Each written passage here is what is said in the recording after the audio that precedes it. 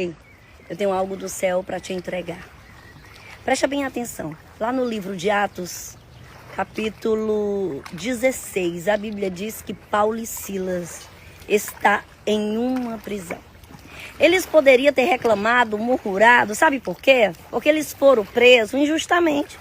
Eles foram presos porque estavam pregando o evangelho. Agora deixa eu te dizer uma coisa. Eles podiam até murmurar, falar, gritar. Mas em vez disso, eles foram cantar, eles foram louvar. Eu não sei qual é o tamanho da tua prova, eu não sei o que você está vivendo, nem o que você está passando. Mas uma coisa eu te digo, começa a cantar, começa a louvar. A Bíblia diz que enquanto eles cantavam, perto da meia-noite, a Bíblia diz que as portas foram abertas.